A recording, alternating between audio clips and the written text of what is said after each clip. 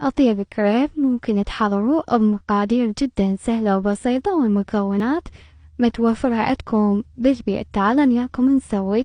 راح أبلش. بسم الله. عندي بيضة وحدة، وبعدها هنا ضفت ملعقتين من الشكر وملعقتين من الزبدة، وهنا عندي كوب واحد من الطحين مخفوق كل زين، وبعدها هنا كوب حليب نفس الكوب نستخدم، وظرف واحد من الفانيلا.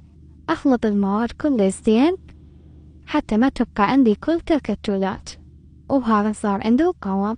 هنا بالطاولة ضفت زبدة بس مسحت هيج الطاولة، وبعدها ضفت خليط الكريب وسويت هاي الحركة هيج بالطاولة حتى تصير عندي الكريب دار. استوت الصفحة الأولى قلبتها على الصفحة الثانية. شوفوا الطراوة، شوفوا الهشاشة اللي عندي.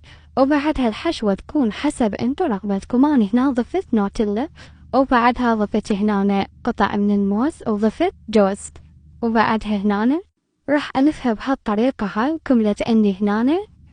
وبعدها هاي طبعا الثانية زينتها بهذا الصوص الأبيض الموجود عندكم بالصفحة. التزيين حسب الرغبة، وعلينا وعليكم بألف ألف عافية. لا تنسونا باللايك والاشتراك والكومنت الحلو مثلكم، وانتظروني بوصفة ثانية.